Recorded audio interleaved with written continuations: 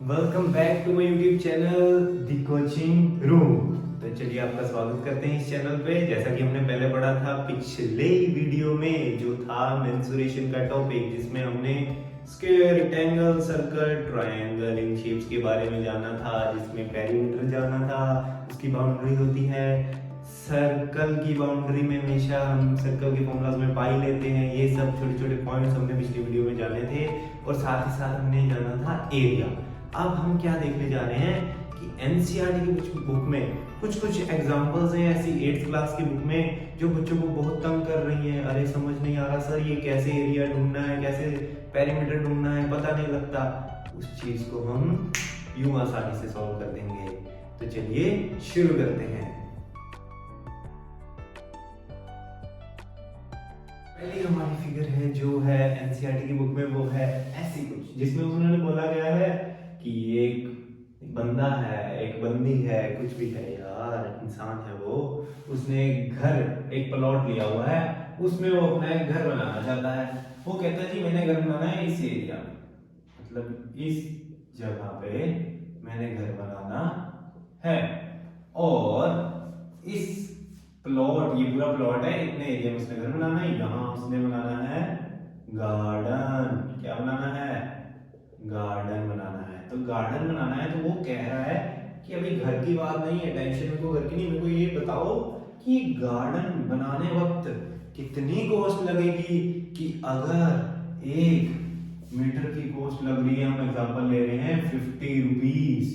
हमने कहा जी गार्डन बनाने की कॉस्ट ढूंढ रहे हैं, 1 मीटर की 50 कह रहे हैं। कहने का मतलब क्या है, वो जानना क्या चाहते हैं? वो ये जानना चाहते हैं कि ये जो गार्डन है ये कितने मीटर का है सारा, यानी कि ये जो गार्डन है उसका एरिया कितना है।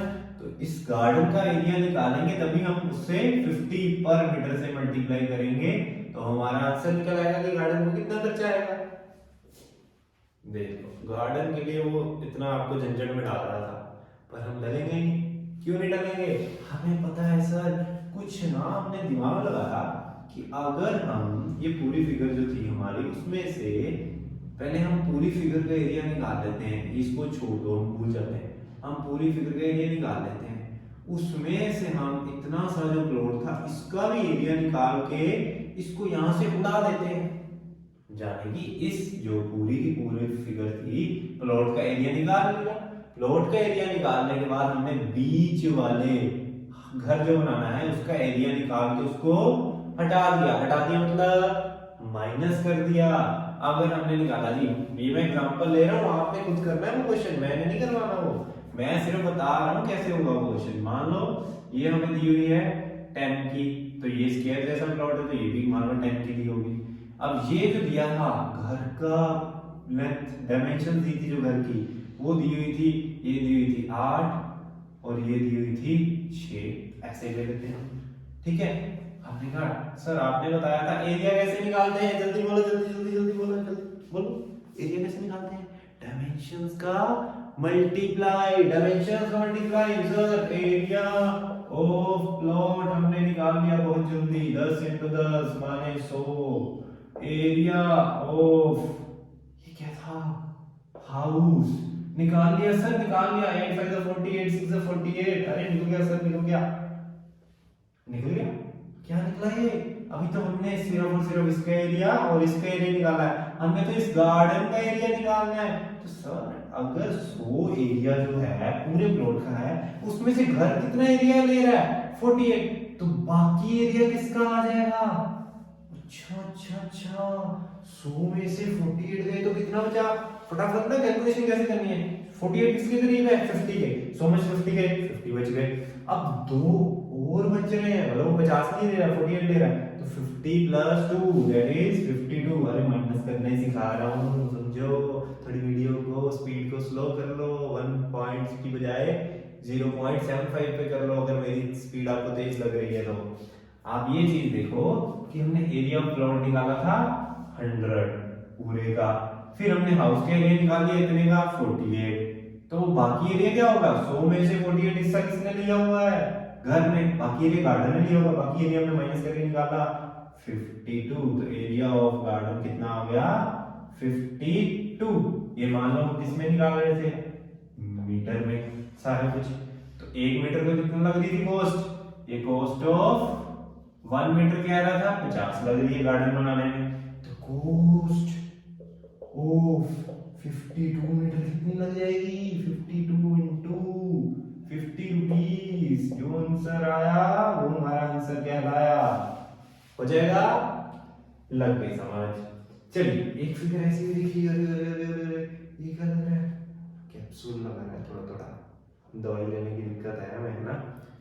पर उसमें पता नहीं गुलाब जामुन बोला हुआ है या कुछ बोला हुआ है ऐसे, आपको अपना दिमाग लगाना पड़ेगा कि है क्या ये। अरे ये देखो एक रेक्टेंगल दिख रहा है यहाँ से, और आधे आधे दो सर्कल दिख रहे हैं हमें। तो सर हमें तो इसी में दिमाग लगाना है। तो हमें उन्होंने पूछ लिया कि मान लो इसकी बाउंड्री ढूंढनी है, बाउंड्री ढूंढनी है सर, हाँ जी हमें इसकी बाउंड्री ढूंढनी है। पहले तो हमें दिख रहा है कि 2 सर्कल है, इसको एक बना दो, 2 सर्कल है, आधे आधे 2 सर्कल है, 2 सर्कल और कितना कितना है, आधा और आधा, आधे से मल्टीप्लाई कर दिए इनटू उड़ीसा पेरीमीटर, यानी कि सर्कमफ्रेंस ऑफ सर्कल। बाउंड्री ढूंढ रहे हैं ना हम, इसकी बाउंड्री ढूंढने हैं। तो बाउंड्री क्या होगी सर, इसका फॉर्मूला था, इसका फॉर्मूला था ओ सर, उसका फॉर्मूला था, अरे नहीं याद आ रहा, बनाने दो सर। आपने बोला था कि ऐसे ऐसे ऐसे सर्कल होता है, सर्कल में हमेशा एक आता है पाई, आता है पाई, और कितना इसका डायमेंशन है, डायमेंशन को प्लस करते होते ना पेरीमीटर में या सर्कमफ्रेंस में। तो डायमेंशन इसकी क्या होती है हमेशा, ये नहीं डायमेंशन होती, ये होती है, ये सीधी जा रही है ना लाइन, ये इसकी ये वाली लाइन। तो ये क्या हो जाएगी इसकी डायमेंशन, जिसको हम पूरी को डायमीटर और आधी आधी रेडियस, रेडियस। तो रेडियस माने रेडियस कितनी बार आएगा, 2 बार, r प्लस r।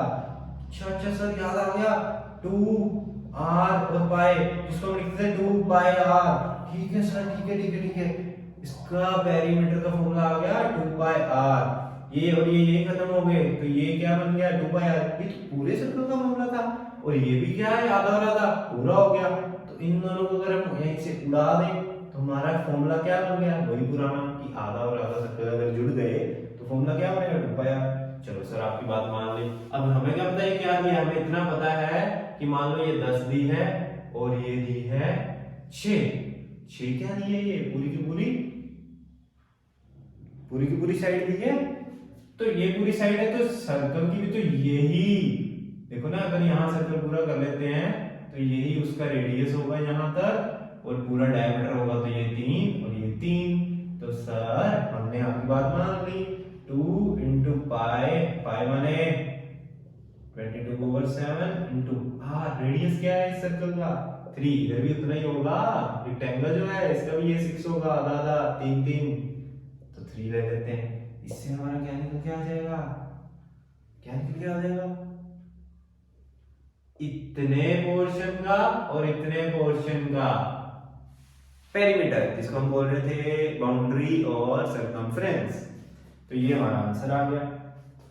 इसको निकाल लो आप, अपनी मेहनत लगाओ कुछ मल्टीप्लाई में, सब कुछ हमारे ऊपर मत छोड़ा करो। कर दूं, अरे कर दूं। तो 2 to the 4, 2 to the 4, 44 into 3, 4 to the 12, 4 to the 12, 132,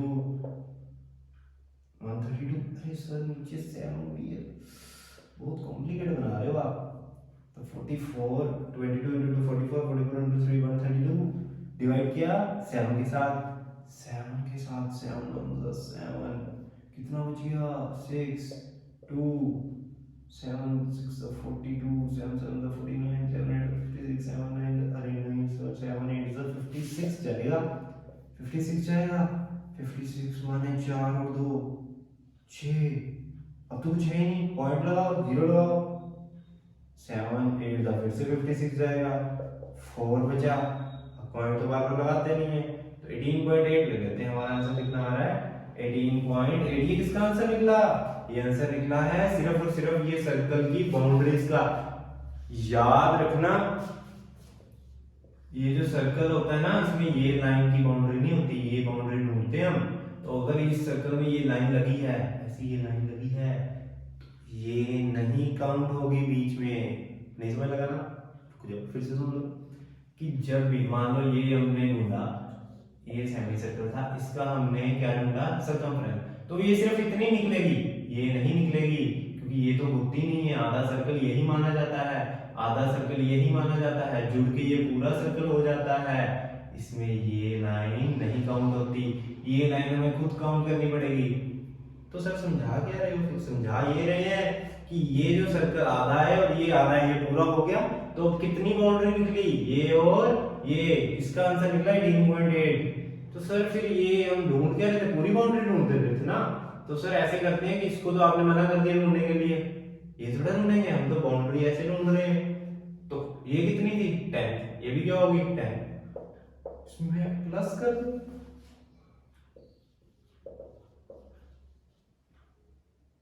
answer आ गया। इसको ढूंढा, इसको ढूंढा, इसको भी प्लस कर दिया, इसको भी प्लस कर दिया, फॉर्मूला क्यों लगाई थी हमने तो प्लस कर दिया। हमारा आंसर किसका आ गया, पूरी की पूरी फिगर की बाउंड्री का। बोला जल्दी की समझ लगी? अब वो बोल रहे जी एरिया भी ढूंढना है, ये हमने क्या ढूंढना था, पेरीमीटर। अब वो कह रहे हैं एरिया ढूंढना है। अब एरिया भी ढूंढ लेते सर, आपने बता दिया आधा और आधा पूरा, एक सर्कल बन गया, एक सर्कल का, पूरे सर्कल का एरिया होता था पाए, तो पता है नहीं आना है, डायमेंशंस का multiply dimensions, radius into radius, तो मतलब पाई आर स्क्वायर आ गया sir, pi by 7 into r, r क्या था 6, अरे नहीं 6 तो डायमीटर था, आर था आधा आधा, 3 इनटू 3 कर दीजिए, 3 0 9 into 18 into 198 upon 7, इसको डिवाइड कर दीजिए, 7 से 14,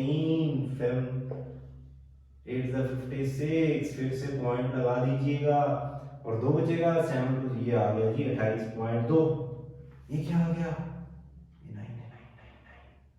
9 है, ये 9 198 upon 7, ये क्या निकला सर, ये एरिया निकल गया इस पूरी फिगर का और इस पूरी फिगर का, मतलब पूरे के पूरे सर्कल का एरिया क्या आ रहा है 28.2। अभी और क्या बचा है सर, ये बीच में भी सारी फिगर का एरिया ढूंढना है, इसका तो हमने ढूंढ लिया, अब इसके एरिया की बारी। अरे ये तो रेक्टेंगल दिख रहा है, ये पूरी की पूरी 6 बताई है, ये 10 बताई है, और आपने बोला होगा सर किसी भी फिगर हो उसका डायमेंशंस को मल्टीप्लाई कर दो, उसका एरिया आ जाता है 10 into 6 दैट इज 60 आ गया रेक्टेंगल का एरिया, दोनों को प्लस किया 88.2 हमारा कितना आ गया पूरी फिगर का एरिया। तो यही हम इस कंसेप्ट की समाप्ति करते हैं, मिलते हैं नेक्स्ट वीडियो और नई नई और फिगर्स के साथ एनसीईआरटी की। बनते रहिए हमारे साथ दी कोचिंग रूम में।